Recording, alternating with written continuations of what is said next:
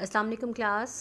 बेटा आज हम पढ़ने जा रहे हैं derivation of demand curve with the help of price consumption curve. कीमत के सरफी ख़त की मदद से सारिफ का ख़त तलब कैसे अख़ज़ किया जा सकता है। Derivation of demand curve using PCC curve.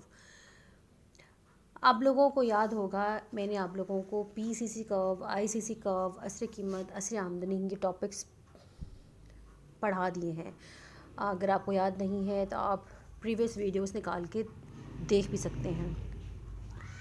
हमने प्राइस कंजम्पशन कर्व से, PCC कर्व से कंज्यूमर्स डिमांड का ड्राइव करना है।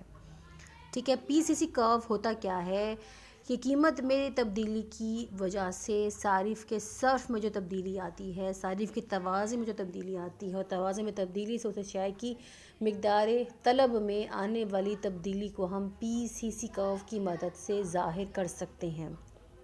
आपके सामने मैंने इस वक्त एक बेसिक डायग्राम तवाज़न की आपके सामने बनाई हुई है, जिसमें आपके पास बजट लाइन मौजूद है AB।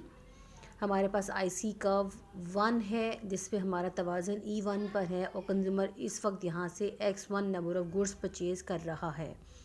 हम सपोज़ करते हैं कि प्राइस ऑफ X में कमी आ जाती है, X की कीमत गिर जाती है।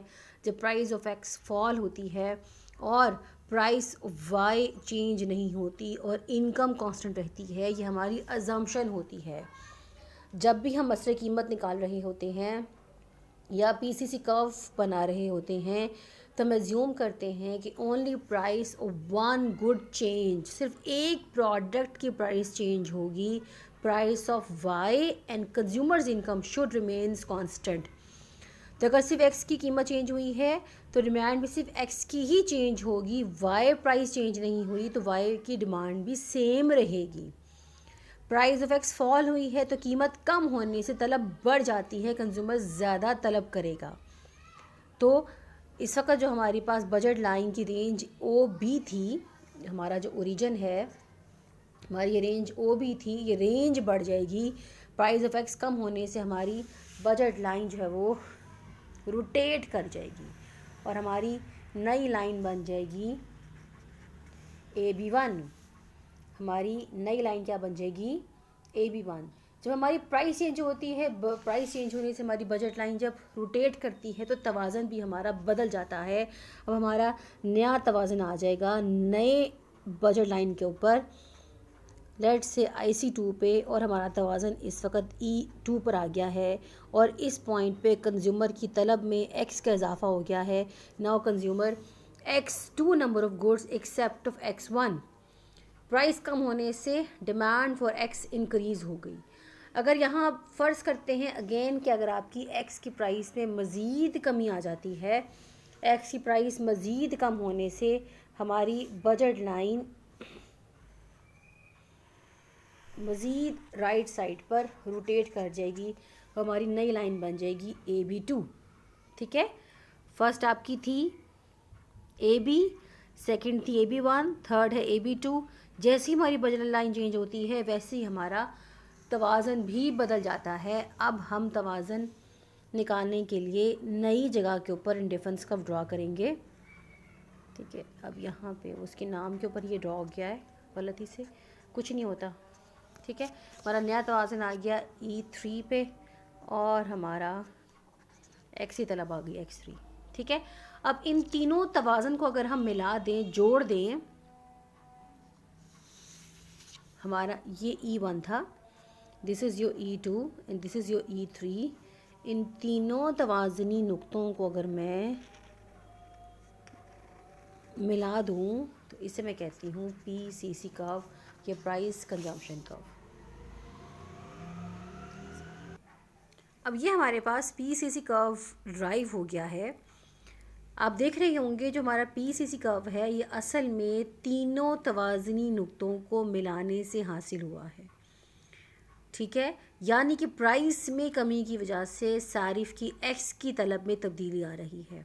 ठीक है, X की कीमत में तब्दीली की वजह से आपका तवाज़ुन तब्दील हो रहा है और हर तवाज़नी नुक्ते को मिलाने से हमने ये पीसीसी कर्व अपना ड्राइव कर लिया है। अब इसकी मदद से हमने डिमांड कर्व ड्रॉ करना है, ठीक है।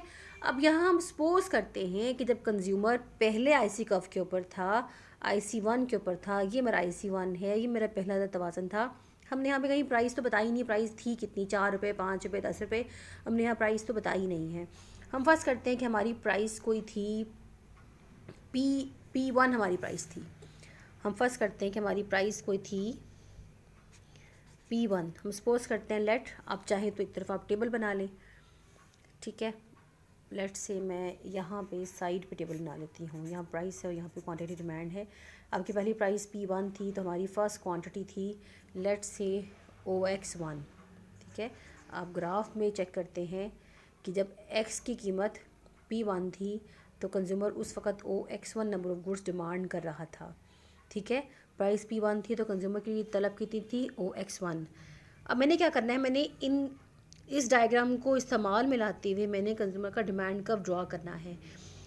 जिस तरह से जिस पैटर्न पे मेरी ये डायग्राम बनी हुई है उसके एग्जैक्ट बिल्कुल नीचे ही मैंने एक और डायग्राम के लिए स्केच बनाया हुआ है, ठीक है।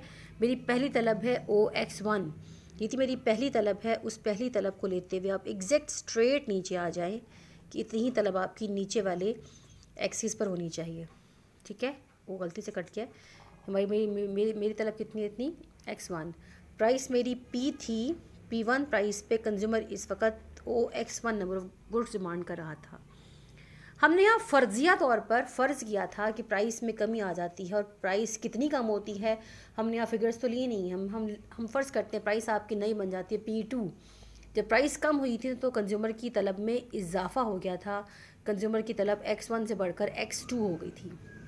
हम फ़र्ज़ करते हैं प्राइस आपकी P2 हुई तो P2 प्राइस होने पे कंज्यूमर की तलब में इजाफ़ा हो गया। Now consumer demanding more number of goods of X। Consumer की तलब X1 से बढ़कर X2 हो गई थी। प्राइस कितनी थी आपकी P2, ठीक है। ये खुद से फ़र्ज़ की भी हमने, कीमत आपकी कम होकर P2 हुई थी, इतनी कीमत पे कंज्यूमर की तलब में इजाफ़ा हो गया। अब हमारे पास एक नया पॉइंट बन गया है B। हम फ़र्ज़ करते हैं कीमत कम होने पर तलब हमारी X2 हो गई थी। प्राइस में अगर मज़ीद कमी हुई थी तो आप चेक करें, मैंने एक तीसरी बज लाइन भी यहाँ पे ड्रॉ की थी कि प्राइस मज़ीद कम हो जाए तो मेरी नई लाइन बनेगी OB2।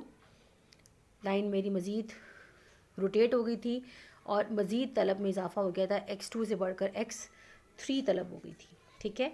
ये मेरी न्यू तलब थी, ठीक है।